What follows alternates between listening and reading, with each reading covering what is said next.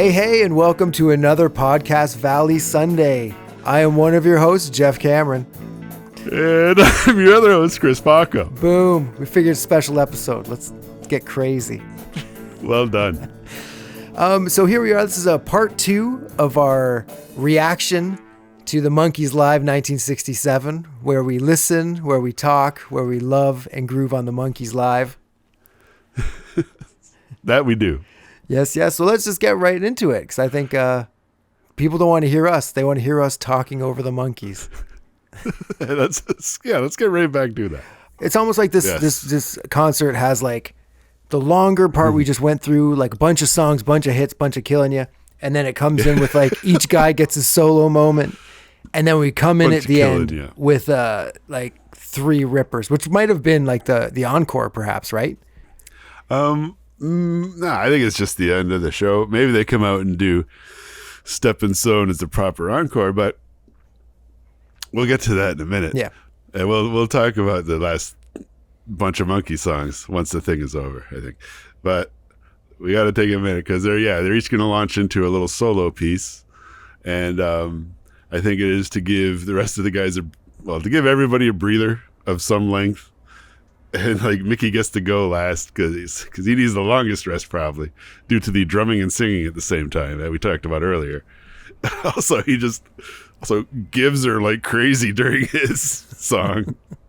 Yeah. And then he's got to run out again and like play the drums some more and sing some more, which is nuts. But the first of these solo tracks is and also, by the way, if you only had this record on vinyl or cassette tape, on the CD version, there are 4 bonus tracks of each of the Monkees solo piece during the tour here. Did you know that, Paco? I did not know that. No. There you have it. There. So each of their like cover solo things are not on the vinyl or cassette. Right, it's not long enough. This is a long record. It is. Yeah, it's an hour long. Yeah, so when CDs came out, they were able to put them on there. I guess CDs were out at the time, but they could not put the whole thing on one CD. No, they couldn't put the whole thing on one like vinyl record or one tape. Yeah, that makes sense. It's not really a double album length. So like they had to use the CD technology just for this particular purpose. But and the first one is Cripple Creek, performed by Peter Tork, a traditional arrangement. And how do you feel about Cripple Creek, Paco? See, I have a soft spot for the banjo. I really do like the banjo quite a bit. And I like Peter quite a bit. I'm glad he gets his chance to shine and do his thing. But it is Cripple Creek, so it's like a traditional foot stompy, hand clappy kind of song. Yeah, it is what it is. But like, as much as what it means to like us, the Monkees fans and Monkee listeners who like this, when Peter gets a chance to do his thing, this is a pretty important tune. If you're into Monkees deep enough to find it, the live tracks and things, it's fun to hear Peter play this, and it's very cool he gets to do it on this thing. Yeah, no, I'm stoked for it. But yeah, I do wonder how much a 13-year-old girl loved Cripple Creek when she seen it. The whole thing. And the next one is You Can't Judge a Book by the Cover, a Bo Diddley tune performed by Michael Nesmith. Mm-hmm. Yeah, it's a good one. Michael's doing his best Jerome impression. Jerome is Bo Diddley's Maraca Man. Yeah. And who's blowing the harmonica on this? I didn't remember this on the show, but I do not know. This. Someone's playing a crazy harmonica. I don't know what's going on. It's a crazy little take on what's going on here and of this song. Real. And just as a side note, if you want to hear a little more about Bo Diddley, you can look up a song called Bo Diddley by the Animals, and he gives a little history lesson about what American rock and roll meant to the kids in England at the time. And Jerome gets a mention, and it's a neat little song. Yeah, and Jerome almost gets like almost a whole chapter in Mike's book, Infinite Tuesday, when Mike's describing the impact that Jerome had on him. It's kind of, it's awesome. You wouldn't expect it, but there it is. Yeah, it added a whole nother layer to this because like, okay, Mike, playing a maracas, cool. Yeah. Like, until you know all that, it's like, wow. Yeah, exactly. So then after that one, we've got Gonna Build a Mountain, sung by Mr. Davy Jones. Yeah. And this is written by Anthony Newley and his partner Leslie Bricus. I'd not listened to this song too often on the record. But these two guys that wrote the song, they're also responsible for the theme from Goldfinger. Oh, wow. And they're Oscar nominated for the score to Willy Wonka and the Chocolate Factory. Wow. That's so there's cool. that. That is something else right there. But then the solo acts wrap up with Mickey James Brown Dolan's doing a Ray Charles tune, I Got a Woman. And it's an incredible Miles Davis, like 7 minutes and 50 seconds or something. Yeah, it's an epic dude. Mickey just takes over everything. There's a lot of intro and a lot of there's a lot Mickey of being shenanigans. Mickey. Yeah. Absolutely. But all right. All right, that said, are you ready to head on down to Cripple Creek, Paco? Let's do it. Here we All go. right. Take us away, Mr. Peter Tork. All right, you dirty rats. All right, all you dirty rats. I want to introduce somebody to you. That's one shush.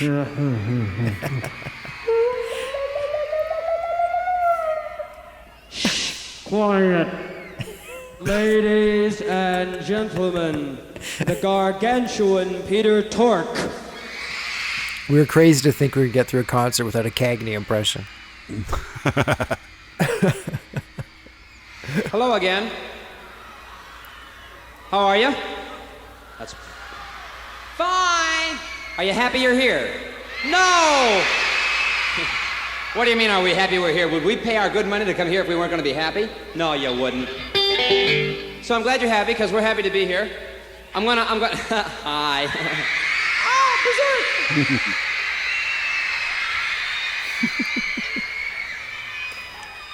He's so Hi, Hank. Peter. Yeah. I'm going to do a square dance tune, which I hate to tell you that I don't get to... If you don't shut up, there'll be no show. There's another one. It's That's a square two. dance tune, which I'm sorry you don't get to dance to, but you can stomp your hands or clap your feet in time to the... I say something wrong? That's Show Pete right Yeah, there. exactly. Yeah. And you can save it all up till later when you get home, and if you're really good... See, listen, we're doing a record tonight. I mean, we're recording, and it's in stereo. So wherever you're sitting now, that's where you're going to be on the record. You might have to wait 20 years. Yeah, exactly. Well, I'm glad you're making yourselves heard. All right, this is a square dance tune called Cripple Creek, and it goes something like this. It goes exactly like this. Exactly like this. They still say that in shows sometimes. That's awesome.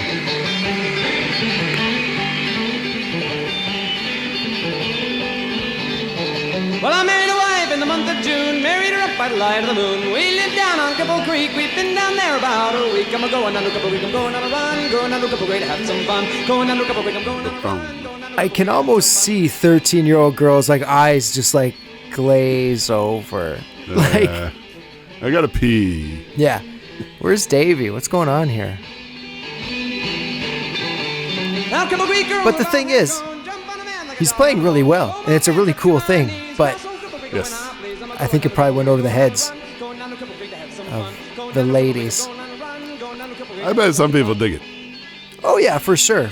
But I'm like, That, you're that average. Mobile, Alabama, you don't think they enjoyed Cripple Creek? Probably Mobile. It was like standing ovation. Well, I'm going to the Cripple Creek, I'm going on a run. I'm going to the Cripple Creek to have some fun. I'm going to the Cripple Creek, I'm going on a run. Going to the Cripple Creek to have some fun. Thank you.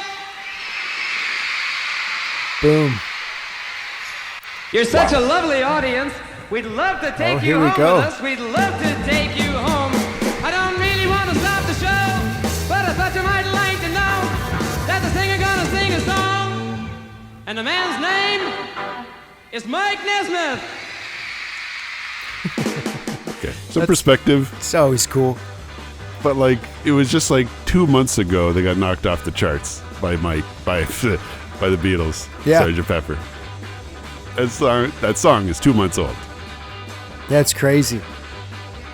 It's like how you heard like Sgt. Pepper came out on a Friday, and Friday night Jimi Hendrix opened his show with Sgt. Pepper's Lonely Hearts Club Band. Like, amazing. That was a trip. Could you imagine? Heard Jimmy play it on a BBC thing, I think. I think so, yeah. Well, shout out first to Hank Hank. mention. Yeah. He gets mentioned a couple times. I think he's real busy during these solo parts with a lot of instrument switching. Yeah. Hank says hello. Just picture in your head, just for fun, that the harmonica is Davey. Mr. Schneider.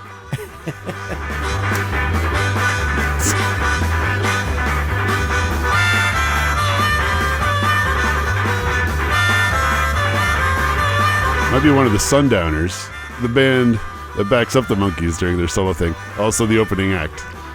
Interesting. And Kim Capley from the Sundowners co-wrote Hard to Believe with Davey. That would appear on the next album. Possibly recorded on tour.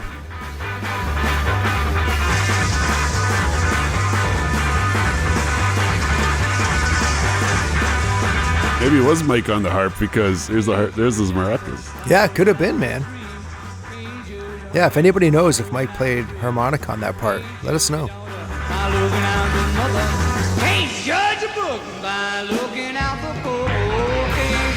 When I first heard this song, the line that stuck out was, "You can't judge a daughter by looking at her mother."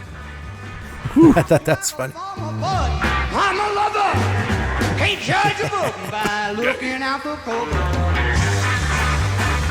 This would definitely be a fun song to see live. Like the whole band going off and Mike dancing around the maracas. Oh, man. That'd be awesome. It'd be fantastic.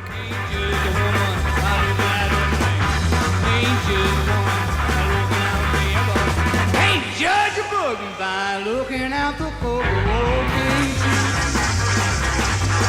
And just for Mike to have the chance to be the maraca man, not stuck to the guitar, strumming at the troubadour. Yeah, that'd be... He's probably having a full-on blast. That'd be a great picture. Him on stage with the maracas, the suit, hat on. Man. I think they got into the white turtlenecks for this, That's right. for their solo things, right? That's right. And could you imagine? It could be so sweaty as fuck. No, it'd be awful. It'd be awful to be wearing those. They kept wearing them for the head show. Never washed them.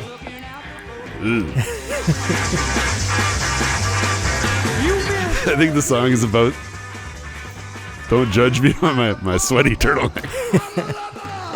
Can't judge a book by looking out the cover. Yeah, that's what it symbolizes to this tour. They started white, now they're beige, soon they'll be gray. Aren't we all? Can't judge apple by looking out the tree, baby. Can't judge honey by looking out the tree. Can't judge daughter by looking out the mother. You can't judge a book by looking out the cover. It's actually a very poignant song when you break it right down. Yeah, man. Looking like a farmer, but I'm a lover.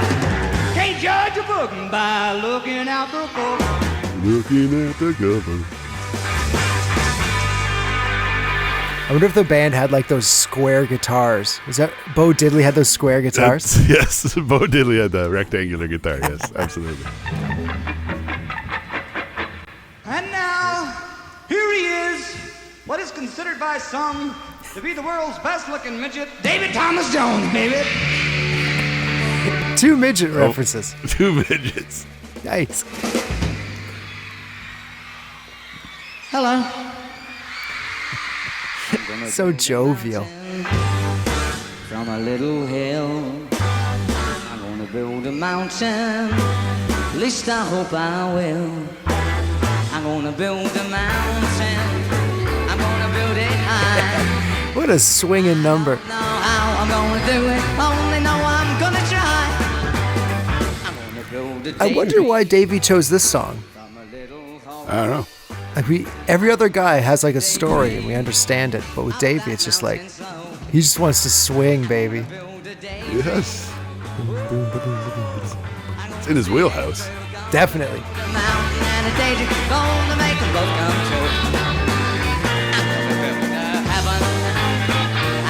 Someday, and the Lord sends gave free hell to take me away. Oh, I wanna find young soul to take my place. I'll leave my soul in my heaven on earth. Yeah, maybe. With the Lord's grace. I'm gonna build a mountain from a little hill. I'm gonna build a mountain. At least I hope I will. The mountain, yeah, gonna see it through, gonna build the mountain and the Davy, gonna make them both come true. I'm gonna build a daydream. I'm gonna push the daydream up that. Man, this going out like this again, just like the slamming drums, Davey's voice hitting the highs. Yeah. It's groovy, man. It's Groovy, man. It is. I wanna build a heaven someday. And the Lord sends gave free hell to take me away. It's almost like how he keeps going and going. I see like a huge hook the other three guys have to try to scoot Davey. I mean, he keeps dancing around it. I wanna find young son. Oh, that's where he brings it home. The shirt is off. Leave my son in my heaven on earth with a good Lord's grace. And Drummer tearing it up. these Sundowners are good, man. That bass player too. Toy. Thank you. All right. Thank you very much. Whew. Take a drink of water, kids. We're going to be here a while. You're welcome. I want to tell you how nice it is to be able to stand in front of an audience and actually hear yourself. Thank you very much. You're very nice. Thank you. I really appreciate it.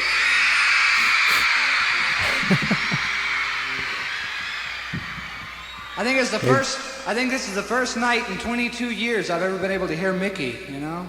It's really nice. Thank you. Dig. Wait, hold it. Hold it. Don't start. 3. And baby, you ought to see what we're going to do next. All right! Explodes. And now, here he is, the hardest working man in show business. Our favorite Mike. Man that brought Screaming you Mike. such as the last train to Pottsville. Princess Gwen shows up. And I'm a deceiver. Columbia Pictures Cooperation and Screen Gems is proud to present His Royal Majesty Micky James Brown Dolan's 1, 2, 3, 4. The craziest thing about this is his whole act is completely stolen from James Brown's act. Like, For real. Openly. They do the mic pass and everything Yeah, a couple thunk. times through this.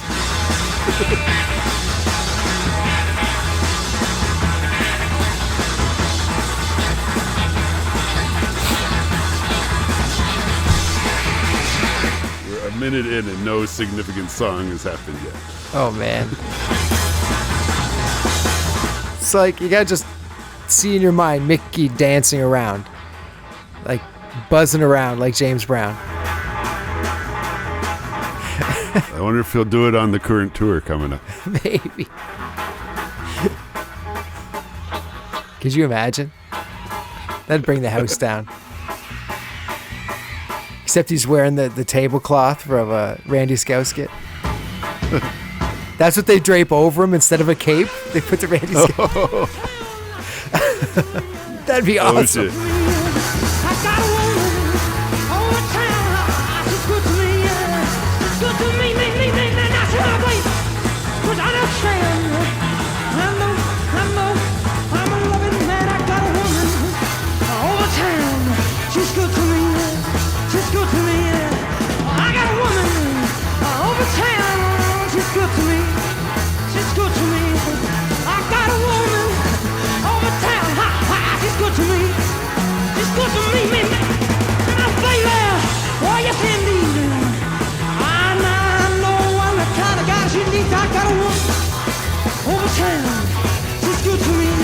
Russian. Good to me. A double kick? It sounds like it. It's on like 1 foot double kick. Mama, she's so tall. I feel so proud when I'm walking by her side. Couldn't get a better girl, no matter how hard I tried. I got a woman over town. Like, this is high energy. High energy Mickey. Over town. She's good to me. Good to me. Not in my baby. When this is going on, what do you think the other guys are doing? I'm a loving. Oh, they got Like, are they in the dressing room, or are they just like off to the side of the stage just watching it go down? puffing a doob. Man, that snare roll there was awesome. Maybe they are, yeah. Puffin' Dubes getting ready for the last 3 songs. Oh, man.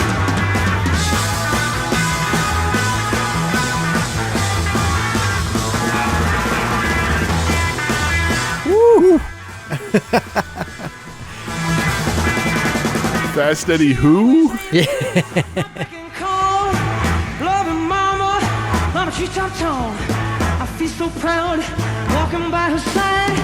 Couldn't get a better girl, no matter how hard I tried. I got a woman. I bet you the Sundowners guys loved this part of the show.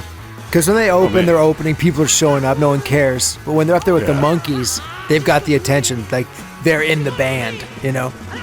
Oh, yeah. I think it's awesome. I know, I'm a loving man. I got a woman. I will. It's good to me. She's good to me. She's good to me. She's good to me. I got to. About halfway through Say this. about halfway through the song. It's good to me. Good to me. Okay, here's a question. Do you think the other guys were jealous at all that Mickey got such a long part for his song? I think they understand Yeah. and they appreciate Yeah. what Mickey Dolenz is capable of. I'd hope Plus, they're so. chilling backstage for like 10 minutes. Come on. Yeah, I'd hope so too. But like, you also know when people go home, this is what they're talking about. Remember when Mickey went crazy and had that long song and blah blah blah? You know what I mean? Out of the 4 solo performances, he gets the crowd involved. He gets to scream, "Yeah!" Crowds love that. Crowds love yeah. I bet you that's the most yelled thing back and forth at a concert, like concerts of all A time. little bit louder now. A little bit louder now. Gotta go now. Gotta go now. Go now. Gotta go now.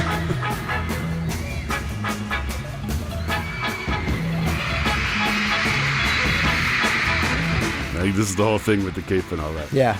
Right now, if we started playing "You Just May Be the One," it would still finish before this song finished.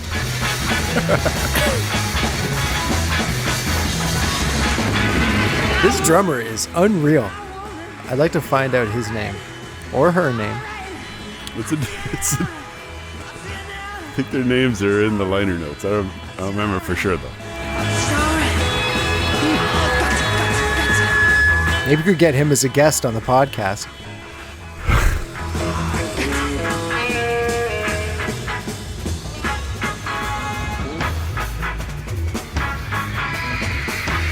Give him a call right now.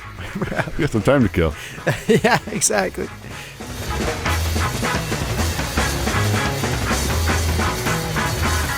Let's check out the traffic down in the valley.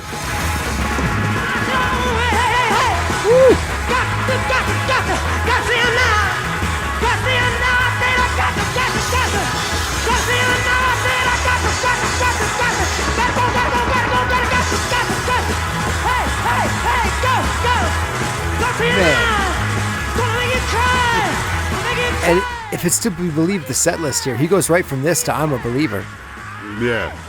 He's still. playing drums, dying. Yeah. Then he does Randy Scouse skit. Yeah. Oh, here we And go. then Stepping Stone. Yeah.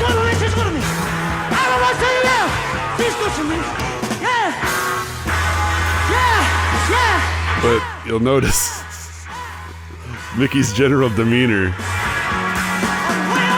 during I'm a Believer can be described as a lazy Elvis.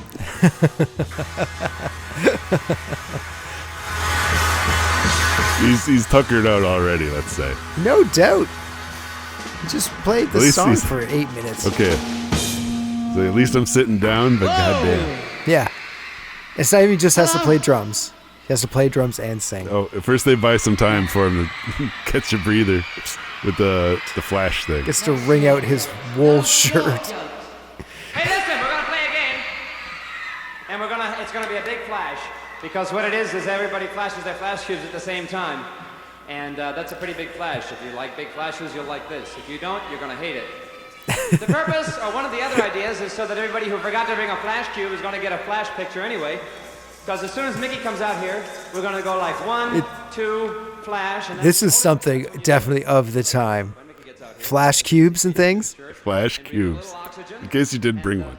Just imagine how many smashed flash cubes are down on the ground after like events. Just pop them at your camera, throw them on the ground. Oh God. With all the cigarette butts. Okay, ready now? So much Remember, horribleness. the flash is on 3. Okay? Here we go. Everybody ready? Okay, here we go. 1, 2, flash!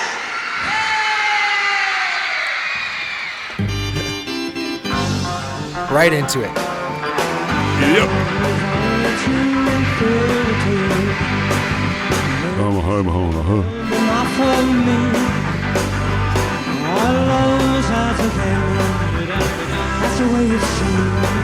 Yeah, he sounds exhausted.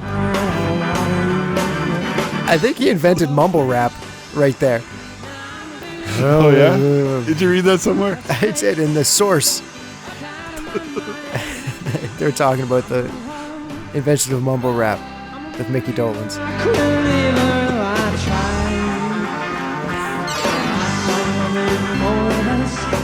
Who's on the keys now, you think? It's Pete. Yeah. It's gotta be Pete.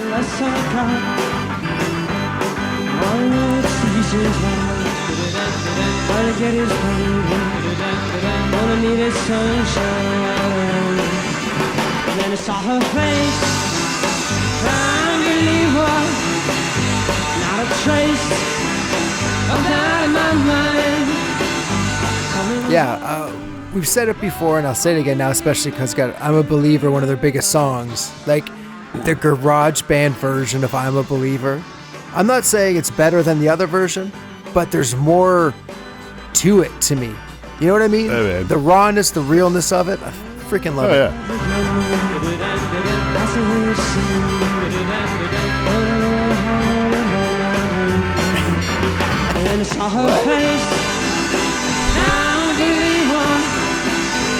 Could teach Smash Mouth a thing or two. Yeah. Whatever, Smash Mouth.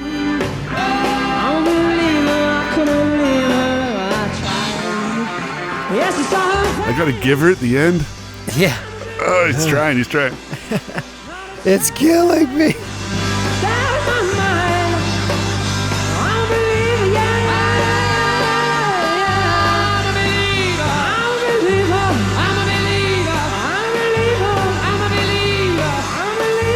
I wonder if any young kids who were like into Shrek, into the Smash Mouth version, got into the Monkees because of that. Like if that was a gateway for some people. Well, maybe. I hope so. If it was, let us know on the We're gonna website. play Yeah, a tune now that on the Micky wrote. website. On YouTube. On the website. The weblog. Aha, some of you already know what it is. Micky has written only one, he says. It's not so, Micky. You wrote another one. I heard you sing Happy Birthday the other day. He wrote the song, and it's so far out that not even Micky knows what it means. I don't care. He barely knows how to spell it.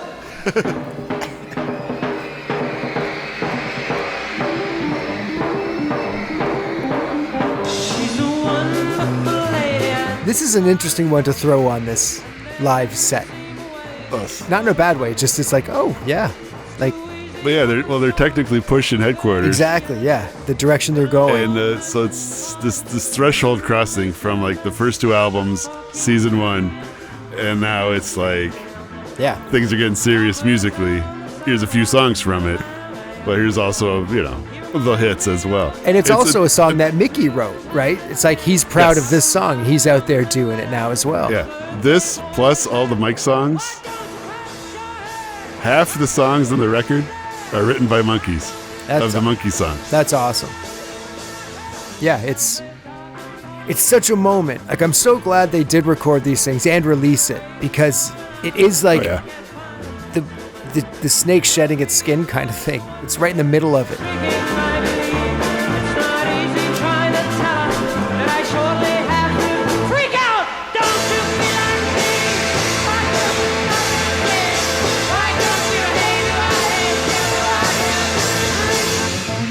Man, the background vocals there, it's almost like a monotone drone to it. I love it. Yeah. And this part's awesome.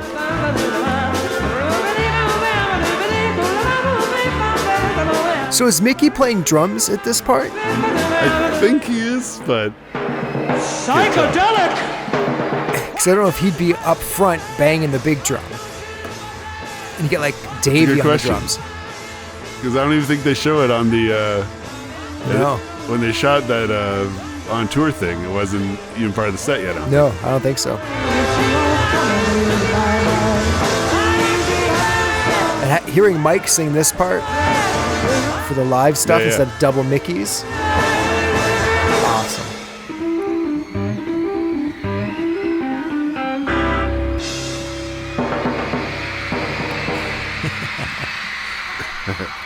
And now here we go. This song, I'm Not Your Stepping Stone, right here, I feel is almost the pinnacle of live Monkees. Everything is absolutely running according to clockwork. My drums are disintegrating. That is if you have a $3 clock. We'd like to do a song for you now that was one of our singles, as opposed to one of our triples. That feedback, that... Oh my God. This is a gnarly record, man. Oh man, this is fantastic.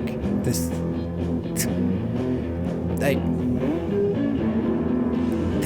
pull into it so wicked. The bass is distorted. Everybody, clap your hands, come on.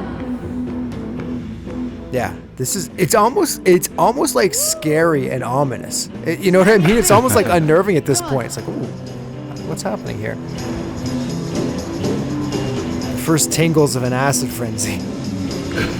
Are you ready?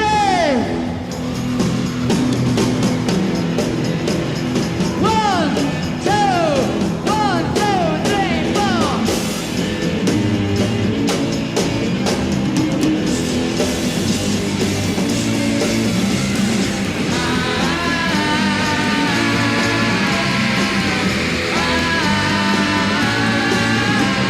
Oh, I love that. Yes. We've mentioned it before, but the background vocals in this version are transcendent.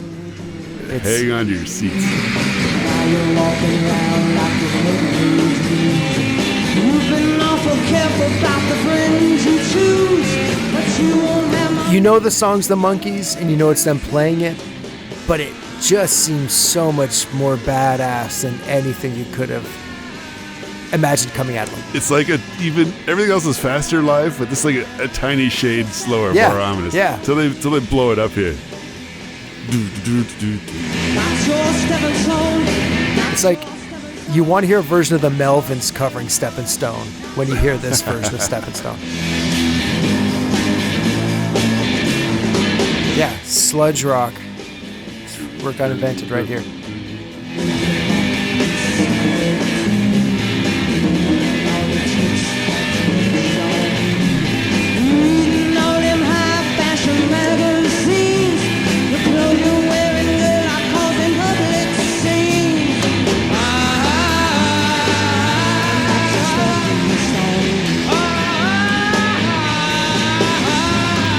That version that Peter just did right there, those background vocals, I don't understand what it does, but it's so amazing to me. It just like pulls me into hits something. You?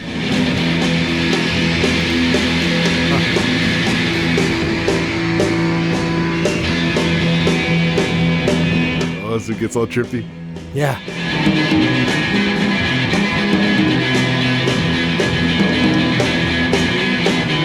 So wicked.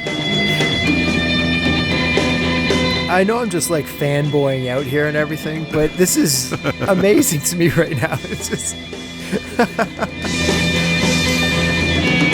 Well, to think about it, they really did it. exactly. They didn't just become a band, they became like kick ass. Yeah.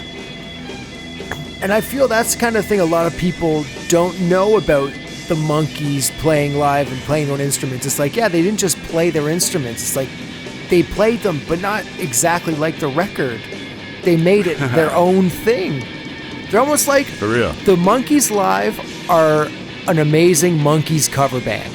Monkees Real Life is covering Monkees TV.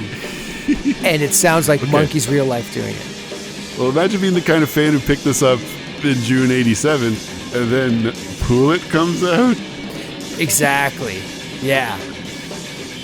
But like this right here, man.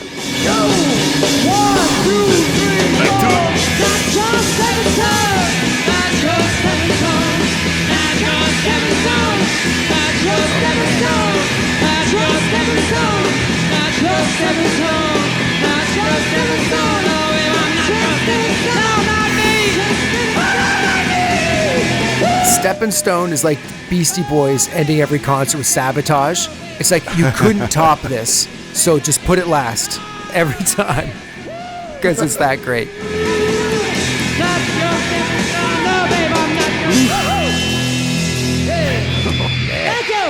I feel out of breath. Goodbye. And off they go. Because, yeah, what are they going to play after that? Yeah. You know what I mean? Gonna buy me a dog?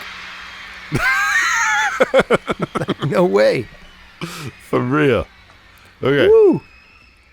So there you have it, folks. The Monkees Live 1967. One of my favorite Monkey discs, for real, in terms of just how much fun it is, Yeah. and the quality of the tunes. And speaking of the tunes, I did the math on the track distribution across the records. From the first record, there's 3 tunes. From More of the Monkees, there's 4 tunes. From Headquarters, there's 4 tunes. 1 non-album B-side, The Girl I Knew Somewhere. Yeah, that's pretty sweet. It's a great set of tunes, and I hadn't listened to this record in quite some time. And then when we decided we were going to do it, then I was like, okay, I'm not going to listen to it until we re-listen to it, just to kind of get a more, not a bigger reaction, but like a more natural reaction. Genuine? Yeah, more genuine okay. reaction. And yeah, it blew me away. I forgot how really great it was, and how again, like with this version of the Monkees, this is really the only time, if you ever saw them, you just saw the 4 Monkees playing together. Because every time after that, they have a backing band, and like Micky's up front singing, he's playing guitar, you know, all this other stuff is going on. But right in this very small period of Monkees live, you got to see them as the band that they were. And Just that few months, just a handful of months between Headquarters and Pisces, Aquarius, Capricorn, and Jones. Yeah. And here they are, like the height of their fame, pretty much. agreed. Like musically and with the show and just pop culture impact in general. Yeah. And they just got back from London hanging out with the Beatles. You know what I mean? and everything is going along. Like, I feel right there with them, like, the world was looking very open. They just done Headquarters. They have like control of their own stuff. Show's going well, and it's like, all right, off we go, dudes. So it's a good moment, good time to be a monkey at this time. Definitely. Well, I don't know. I guess wrapping this up. I guess. Yeah, I guess we are wrapping this up. But that was a good time, man. Oh yeah, this was a great episode.